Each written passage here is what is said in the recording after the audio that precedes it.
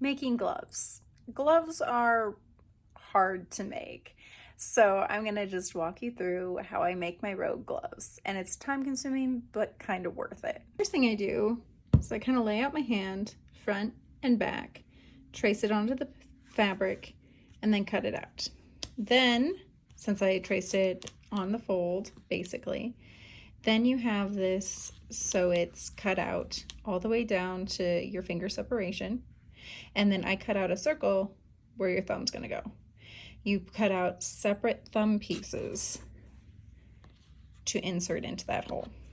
Well, this is how I do it. You don't have to do it this way. You can just buy gloves too, that's easier. There are definitely several ways you can sew up your gloves. On mine, on this edge, I definitely take it over to the serger so it can have all the stretch in the world, but it's just that one side and the thumb that I serge. After I have all that done, we have to sew together all these little finger areas, which is kind of a pain in the butt. And getting it in the sewing machine is possible. You can use a zigzag stitch on the sewing machine in a very small setting.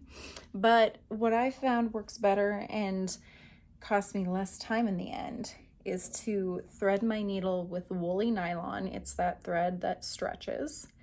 And then hand stitch around the fingers. Just a running stitch, nothing too complicated.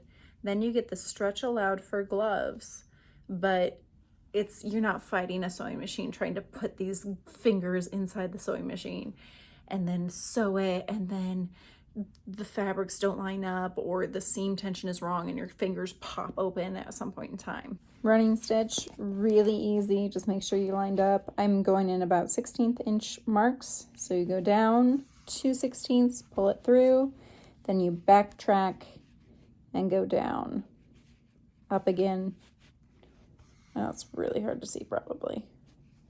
Then you just get like a little running stitch. Go down where you previously had come out, and then come up about a 16th inch from your previous line. Just pull tight, rinse and repeat. This is really nice with woolly nylon thread because once it's all sewn in, these have a lot of stretch to allow your fingers to move in. So here we have a running stitch around all of them. Next thing I did was inset the thumb, and I just pin it in like this and put it on the sewing machine. I'm just doing a straight stitch with this, and then I'll go back around it with the serger. I'm just doing it on the sewing machine first because it's easier to control where you sew on the sewing machine rather than the serger. Last thing I did was sew on these little flaps, which are just 2 rectangles folded in half, sewn together, and then attached here. I just fold them down like so.